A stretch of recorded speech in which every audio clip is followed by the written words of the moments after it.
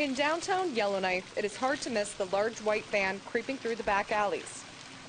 Everyday homelessness advocate Lydia Bardak and her team patrol the streets for intoxicated and vulnerable persons. I'm looking for anyone who might flag us down, and I'm looking for anyone who might be staggering or sitting or laying on the ground, because even though it's wet and cold, we have found a couple of sleepers today. Since its launch last July, Street Outreach, overseen by the Yellowknife Women's Society, has answered thousands of phone calls. Those in need or residents who see someone who is intoxicated call Lydia's team to pick them up. We started out with an unmarked white van, and if you take a look behind you, it's the old RCMP paddy wagon. It's not built for comfort. So one of the first ladies we approached, she was sitting on steps outside a building. We said, we knew where she stayed. Do you want to ride?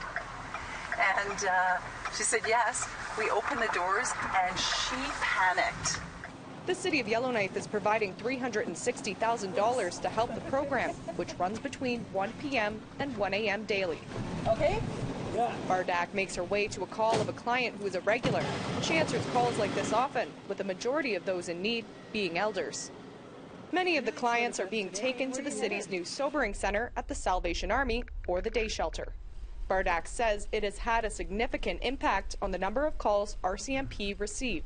For the past 2 months, they have reported a 30% reduction in people in the drunk tank.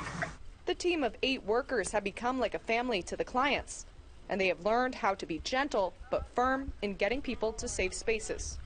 We get to know people, so there are some people we know that, you know what, there's still a small crowd here and they're quite reluctant to take a ride. Maybe they still have something to drink and they're not finished for the night. So we'll just come back and check on you later, and sometimes it takes 1 or 2, returns to say, are you ready now? Homelessness is an ongoing issue for Yellowknife. The city will hold a homelessness count this weekend. But according to Bardak, that type of survey is just a snapshot of one day, and more work could be done year-round. One thing we don't do in Yellowknife is we don't count the people turned away from shelters. So if somebody wanted to do a good count, they could post themselves outside the shelters to see who doesn't actually get in, because that's a critical piece of information that we need. Charlotte Mort Jacobs, APTN National News, Yellowknife.